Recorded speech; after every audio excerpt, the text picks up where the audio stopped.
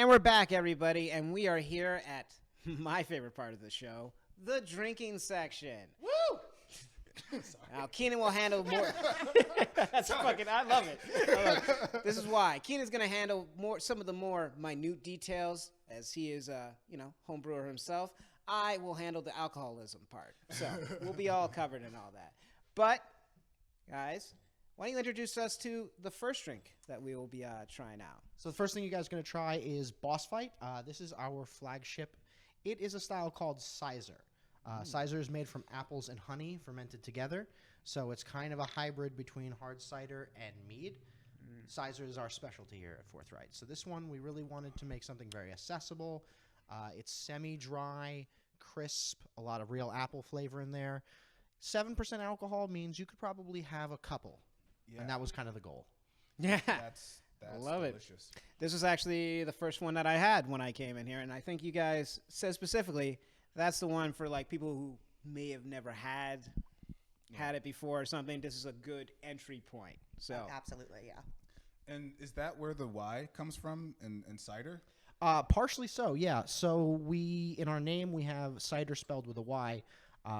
For two reasons. One, because Cyder was our first real specialty for the brand, but also because cider with a Y is a more traditional spelling of the word. Mm-hmm. And in this country, when people see cider, C-I-D-E-R, often they think fresh juice.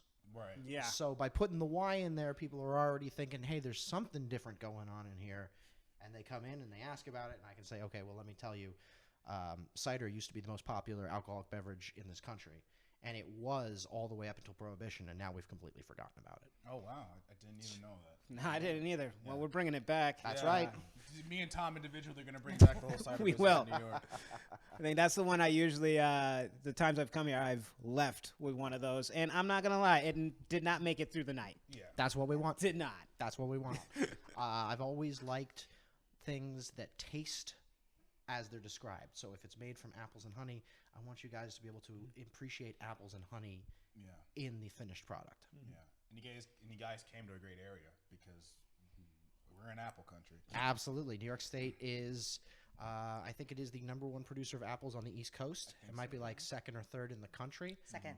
Second in the After country? Washington State. Oh, okay. And honey as well, we're a big producer. Yeah, we're a huge producer. I think we are #1 in the Northeast. And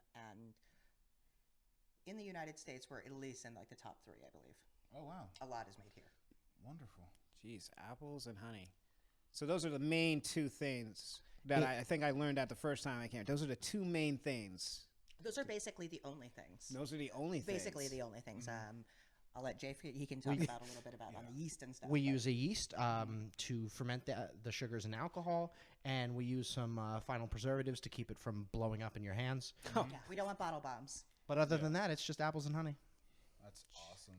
The simple things you can make. You know what? It's better than a toilet wine that you can make in prison. There you go. We'll go to that. But moving on. Let's move on to the next one, which is... The next one is Helen. So that is a new from this past year. That is a bone dry cider. So also apples and honey. So it's completely bone dry. And then after it's done, it is aged on oak spirals. It is smoky. Yeah. Yeah. So you're going to get some kind of like vanilla notes, a little bit of like kind of like a burnt kind of like spice notes out of it too. I definitely got that. Yeah. If you're a fan of oak Chardonnays, this is definitely going to speak to that style as well. Yeah, we use wooden spirals instead of oak barrels because they're way more cost efficient and also a lot more useful in terms of creating the product at the rate that we need to. And is it like an American oak? Like what type of oak is it? Yeah, man, that's a great question. We use medium American oak chars. Yeah. That's with the vanilla. I was wondering where the vanilla was coming from. Yep. Yeah. Okay. There she is. Yeah. Yeah. You taste it. Now, I guess with that, you have the Helen and the Boss Fight. The names are always important. Yeah. I think in branding and all that. How'd you guys come up with those names? Well, Boss Fight kind of represents a lot of things. The Boss Fight's the final battle in a video game. I grew up playing a lot of video games. This business, in a lot of ways, is our boss fight because if it works, we don't have to have a boss anymore. So that was really the big inspiration behind that. And then Helen, I actually named after my mom. She was a big fan of oak Chardonnay, so I think she really would have liked this style. And sorry that your mom's no longer with us, by the way. Thanks, man. Mm-hmm. But that kind of ties into what we were talking about before, how you really couldn't do this without family. It's nice that you have a nod to your mom, right? She was, she was always my biggest supporter. So I knew we'd want to honor her in some way, and I think she would have really liked this style. Yeah, I really like this style. Thank you. Yeah, everybody needs a really dry option, and this is the first one we've come up with. So it's still a cyder, still apples and honey, aged on that oak to give you just that little bit of spice and a little bit of vanilla to sweeten it up, even though there's no sugar in there. Right. So, going real technical, so wouldn't it be like also like a metheglin, if you will? No No spices in here. Just no spices. Just a little bit of spicy flavor from the oak. Got you. Okay. Yeah. Nice. Nice mead terminology, though. Yeah. I read the books. I read a couple of books. Someone did his studying. That's Someone did some studying for it, all that. Yeah. I didn't actually know what a cyder was until after I made my first one as a home brewer. Oh, really? And really liked what I'd made. I was just, putting honey in cider. I was like, wow, this one turned out really good. And it was one of the first ones we shared with our friends and family. It took 9 months to make. Yeah. That was Ugh, because it I was didn't really know what I was doing. Yeah. But it was really, really good. It doesn't take 9 months anymore. Actually, how long does it take you guys to ferment? Boss Fight's a good example. We can go from fresh pressed juice and honey to what's in the bottle in about 6 weeks. It's a pro, ladies and gentlemen. I've been making mead for not very long. I've made no, seriously. I haven't been making it that long. But it takes me 6 to 9 months for a decent one. It's about temper control. That's where I started too. I can give you some Yes. pointers for Yeah, sure. For sure. Oh, he's gonna be taking these notes after. Trust me. So I would say I like the boss fights, like the fun. Hey, I'm going out. I'm gonna do that. The Helen's the more sophisticated. I feel like I feel slightly underdressed to drink and something, Okay. but it's like that more sophisticated. It's drink. really, really good with grilled fish. Oh, is it? Grilled Really fish? good. yes, grilled fish. of course, Really of course. You get that double smoke, that char. It's nice. Yeah. That's nice. So these two are ciders, right? Ciders, apple honey wines. Yep. Are And these now ciders or those two on the end there are meads. okay? Oh, we're We getting are into the Forthright Cyder actual and Mead. meads. Yes. So we're going to be leaning into the meads a lot this year. These two are actually collaborations we made with a friend of ours down in Philly, a guy who was working on getting ready to open up his own very small business the same way we did. So a lot of common ground, a lot of shared interests. So we partnered up last summer to work on these two styles. Yeah. So we've been working. We met Drew Horn from Chrome Dubs Meadery. So he's a startup in Philadelphia. Hopefully he'll have a place sometime soon. Met him through a mutual friend who was like, you make mead, y'all should meet. And Philadelphia is only about 3-ish hours from here. So we were Instagram friends for a while, and then we talked about doing a collaboration. And Drew came up in July of 2021 for 2 days, and he brought some products from Pennsylvania. We used our New York State honey to make this.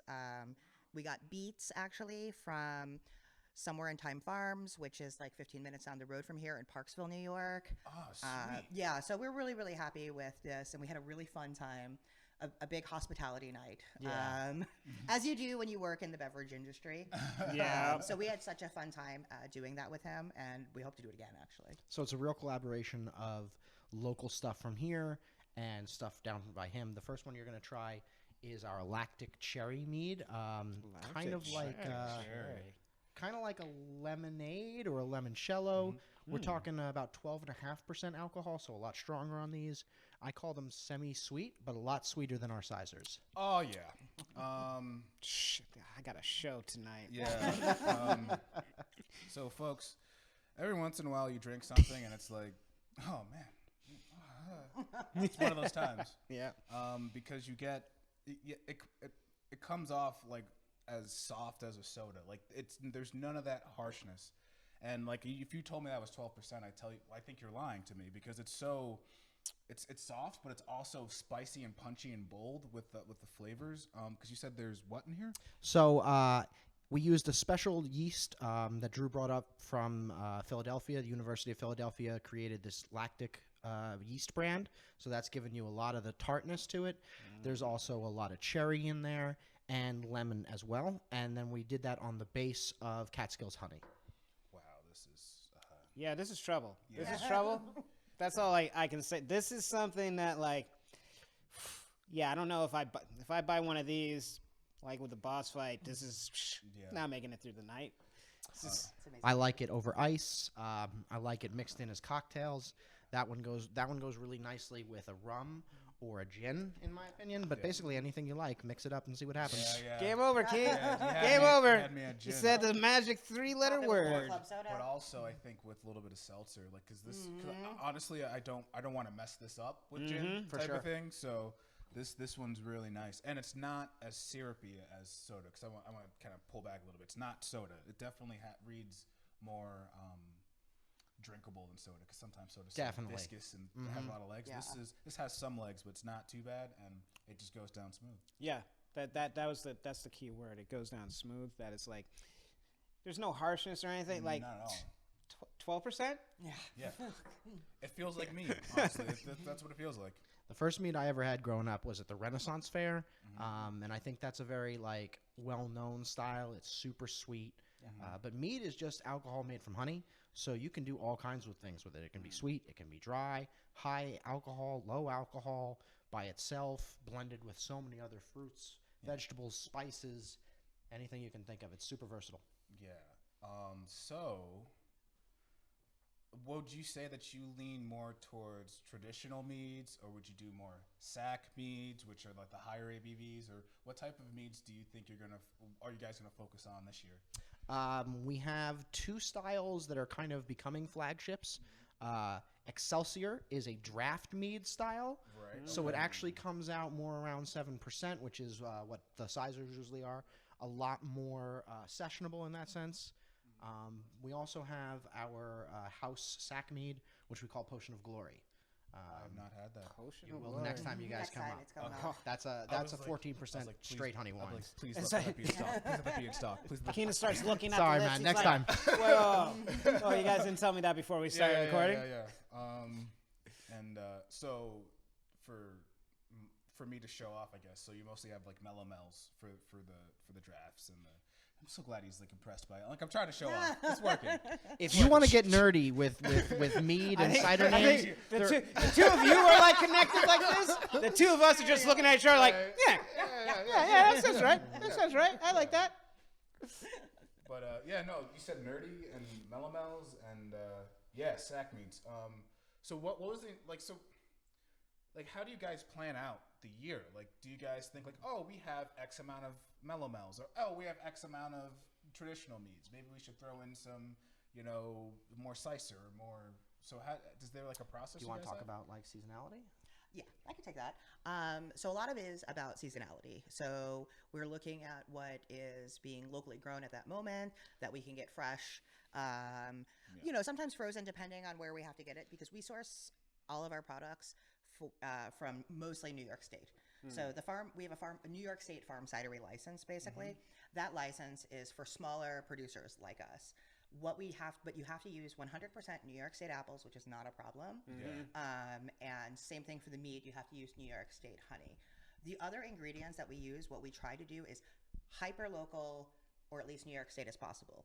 If it is not grown or made in New York State, so like last summer we had a mango cider. You cannot make mangoes here. I mean, Right. maybe in a hothouse, but not as many as we would need. Yeah. Exactly. So when it's like that, then we just try to find something that is organically produced to do it that way. But we do a really big focus on that. So I will say, though, at this point, because we're still pretty new, we haven't been planning as well. Sometimes what we'll do is be like, an idea will come up, and I'll be like, ooh, I want to do blank and blank, or see what that tastes like. Let's like make a 5-gallon batch and see how that tastes. Or we'll talk with friends. We've had friends where we're saying like, what are like flavor combinations that you would like? We've opened it up to customers too, just to like get an ear out on that. So as we get bigger and have to scale, we probably will have to work a little bit better on planning our production, Right. as opposed to being as ad hoc as we have been. We're doing a little bit better now. We need to get a little bit more equipment though. But it's funny though, because a lot of even the bigger bigger brewers in the area, they're ad hoc. Like some of the Like something comes out and you're just like, let's do it. This is delicious. but that's honestly I think the way to go. I mean, I know nothing about business, but you know, we know that it's all about the ingredients. If you don't have good ingredients, you're not going to have a good end product. So the more locally grown it can be, then kudos to you guys. This is awesome. And that's kind of the way we have been figuring out what we want to make and how we want to make it. We spent about 4 to 5 years perfecting Boss Fight as amateur homebrewers. So that is our strength. And it also gives us something to confidently lean on while we experiment with stranger things. Last summer we did a Boss Fight variant, which was a smoked cider with Van Smokey's, a local smokehouse in the area. Smoked cider is a very strange and specific flavor style, but we could do that because we had regular Boss Fight on tap as well. So that's kind of how we play with things. Yeah. And then, like Michelle said, very seasonal. So, you know, if we harvest cherries in the summer, we know we're going to have a cherry cider around the holidays. Exactly. Okay. I was about to say, all I'm hearing is that your guys' place is awesome for the holidays. 'Cause I am sure you got little like We've things done that a you couple like. things. That's where the testing goes out. Definitely. Exactly. Definitely. Holidays, Christmas is awesome. Ding-a-ling-a-ling. But I guess let's touch on this last one. Yeah. This, Okay, so blueberry? that last one is a beet, blueberry, and lemon mead. Also, another collaboration we did. The beets are local. They're grown 15 minutes from here in Parksville at Somewhere in Time Farms. The honey comes from New York, and I really wanted to do. I think the beet was me actually. 'Cause This is I've your been recipe for sure. Wanting to do a beet mead forever. Michelle. I still think there's some playing around to do with it because it is technically first batch. But I'm really, really happy with that. Like Listen the to Michelle. color and like the thickness of it. There's a bit of like bite and viscosity to it that I really, really like. It's very earthy. Yeah. And what's the ABV on this one? That's only 12.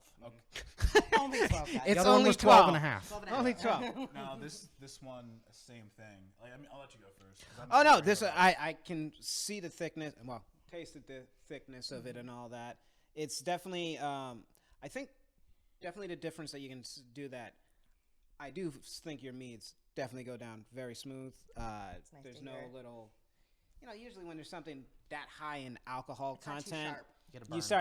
start getting that, and it's like you don't taste it right away, but you'll feel it. You'll feel it right after and all that. But this is like I said, this is dangerous. I'm glad I don't drive. Yeah, there you go. See? Yes, to all of that. And it's again the same thing. It has the right amount of I want to say viscosity, but that's like too technical. It doesn't. It's not. There's too much. There it is. There's not too much body to this one. Definitely. Like it's not like over to where it's like syrupy. Because like if it did, it would straight up turn to tussin. You know, like it's just too. Yes. Sure. Tussin, Tussin? boy. No, Rub it on your elbows. but no, it doesn't have that medicinal like over too much flavor. It's just still the a right drink, amount. not a syrup. Definitely. Yeah, exactly. That's ultimately the thing. Like when we were looking at like the glasses, we were saying, no, it's like this actually looks like it's just a honey jar that we just got or something. But when you drink it, it's like no, you're not trying to chuck down honey. Yeah. You're still drinking, and it's still a good time. And that also goes for this one too. Like it's cherry, but it's not like Robitussin cherry. Right. It tastes like you're tasting cherries, and you get that lemon tartness. It's really just all of this. Yes. All of that, yes. Sweetness is a dangerous weapon. It's in my opinion, it's more dangerous than alcohol volume. Sweetness is critical to any recipe you're making, but it can also really be a crutch that people lean on when the ingredients aren't maybe as fresh or as flavorful as possible.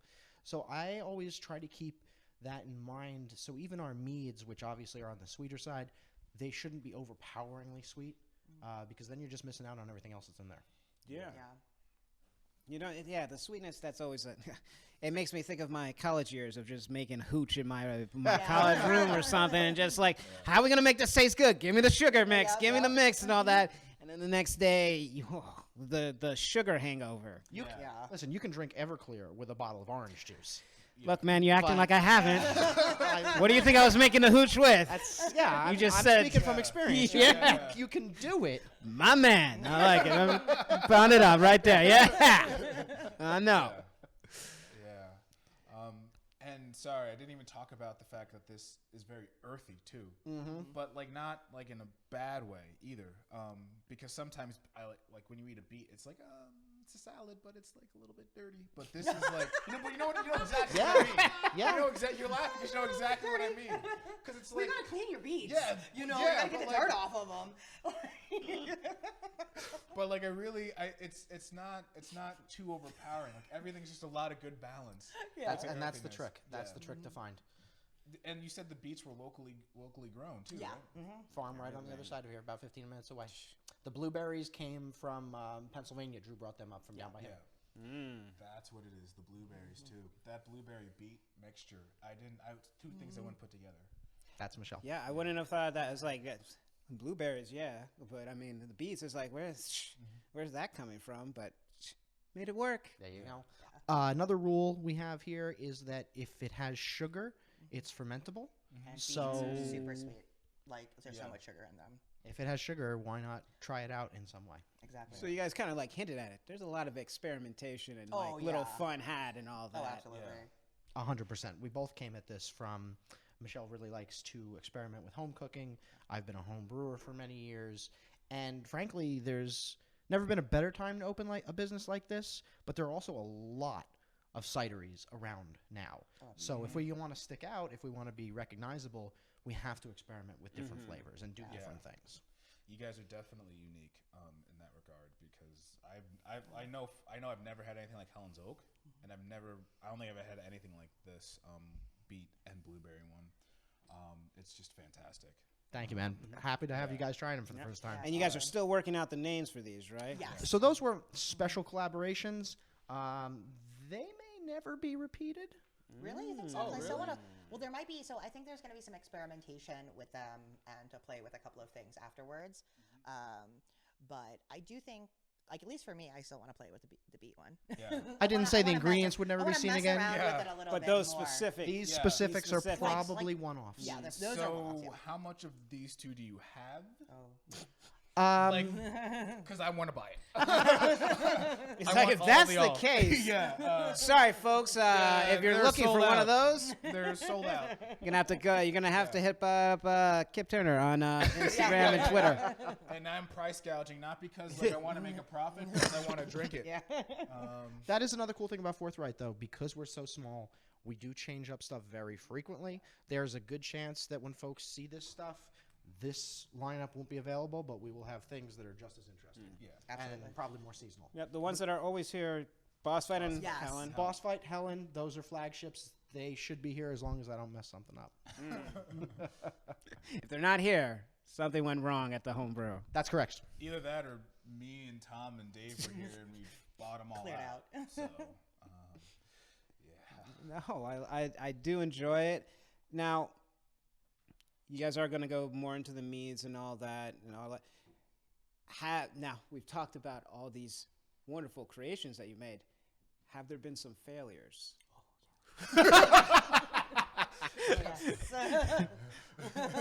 We don't have to go into all of them, but no. like maybe give us like a one that you're like, I think this is going to be awesome, and then you did it, and you're like, there's something, it's just not working out. Well, See which one he says.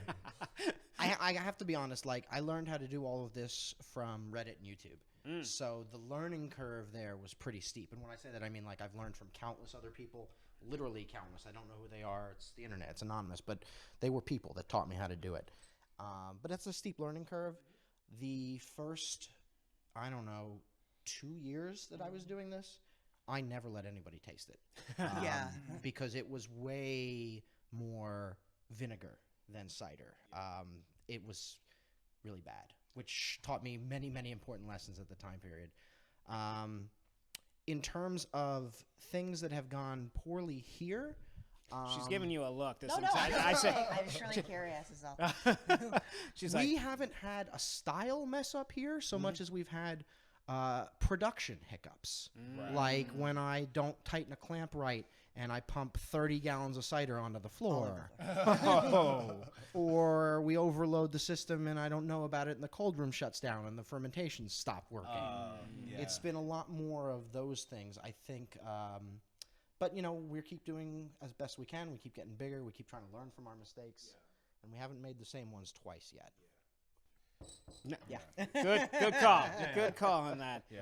Because I was gonna say, like, you know, for people that you talked about how like a lot of people are opening businesses, and like for a lot of people, they're like, yeah, you know what, I think I want to make my own brewery and stuff like that. Sure. I don't think a lot of people consider just how much trial and error, how much it's a time consuming thing, and it's a full commitment. Absolutely. Full commitment. Full and- send. Yeah. You got to think about most large professional companies have huge budgets just developed to figuring out their processes. Just an and R&D, like their own Yeah. R&D, Right. basically. Exactly. their own yeah. standard operating procedures. You know, we don't have those kind of things, so we've definitely had to learn on the fly. The one thing I will say to anybody that's interested in getting into this, especially from going hobby to pro, is that number one, do you like cleaning? Ah, No, it's true. yeah. 90% of this business is cleaning and sanitizing, Yeah. and I'd say 5% of it is working with apples and honey, and the other 5% is literally everything else that we do. Yeah. It's Yeah. production is mostly cleaning and sanitizing, so you better be cool with that. But otherwise, it's a great thing to get into. You're literally making people happy with alcohol. I think that's a great thing to let them know. Is it's not all up front. There's all the stuff in the back you guys Yes. got to deal with and stuff like that. Exactly. So once again, props to the wonderful work that you guys have done. Thank you. In creating all this stuff and everything. Yeah. Quick nerd question. Do you guys always use the same honey, or do you guys change up honey varieties? Honey varietals are a great question. I found that honey varietals are a lot like apple varietals.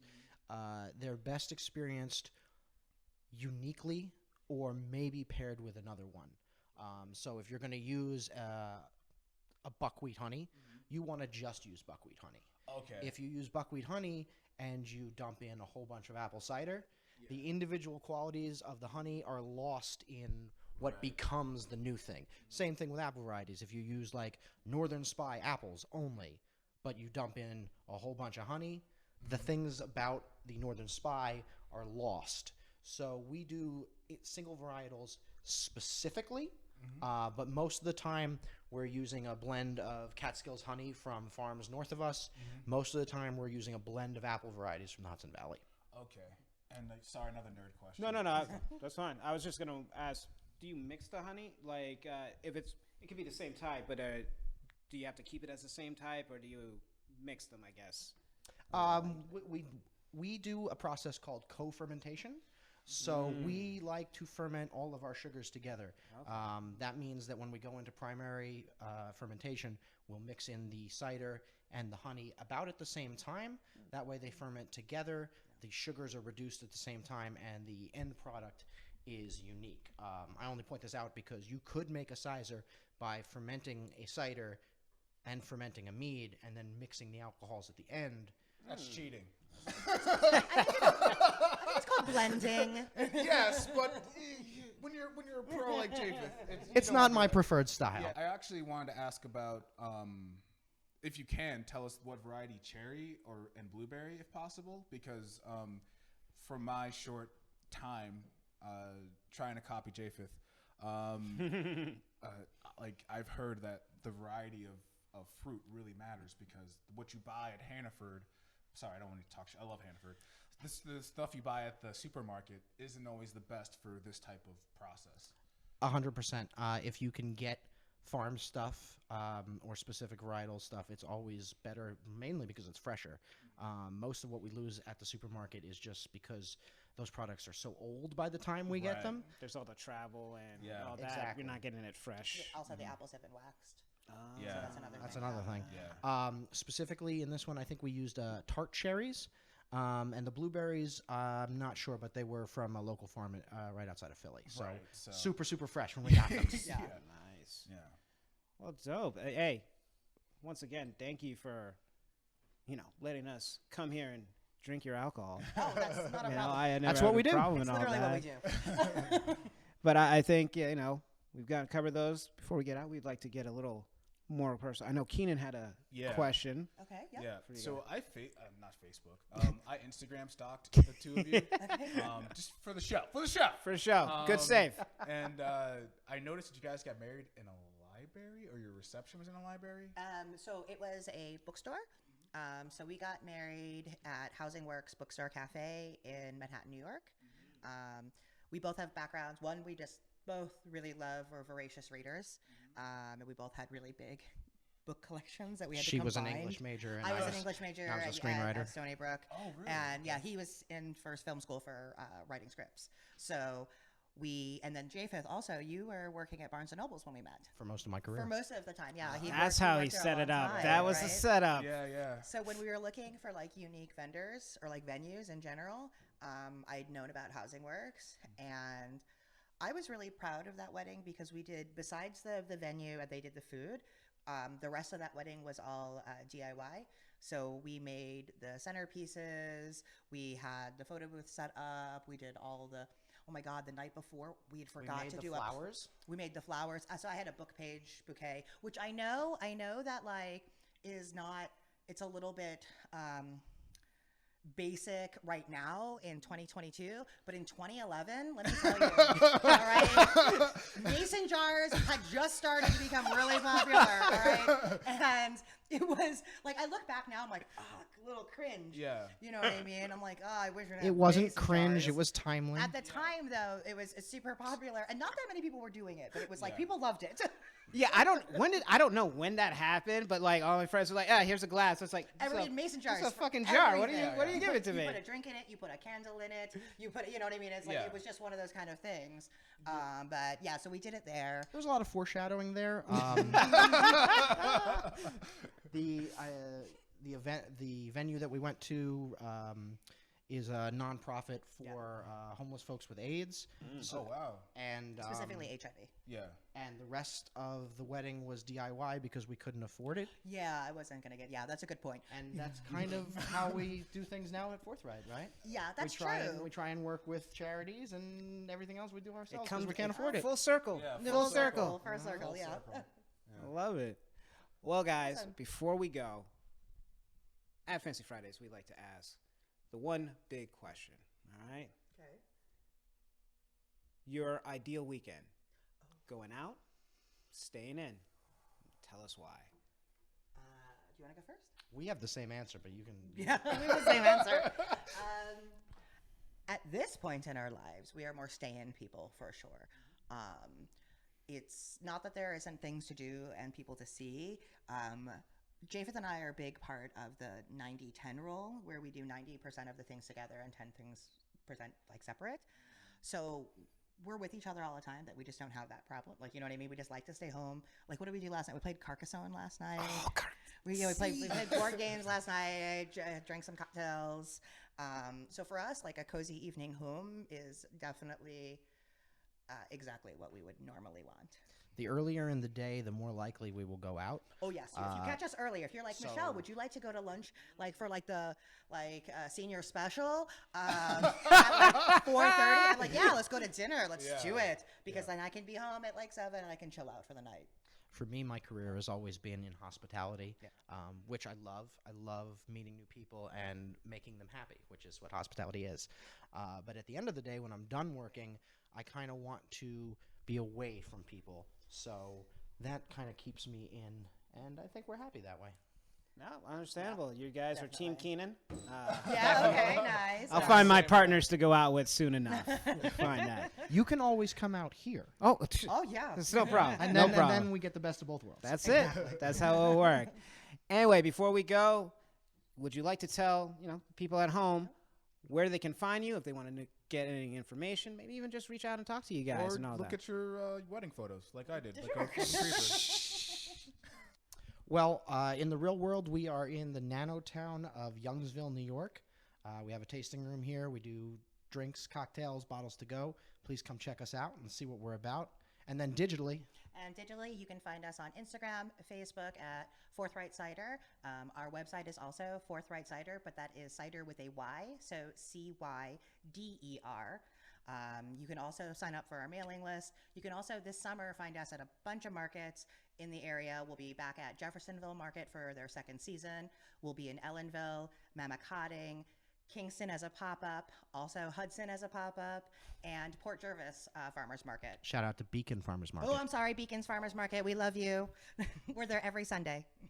And guys, if you guys would like to follow us or keep on checking out great interviews like this, you can do so at Twitter at Fridays Fancy, or you can follow us on YouTube at Fancy Fridays. You'll find us there. Once again, thank you for having us out. We'll catch you all next time.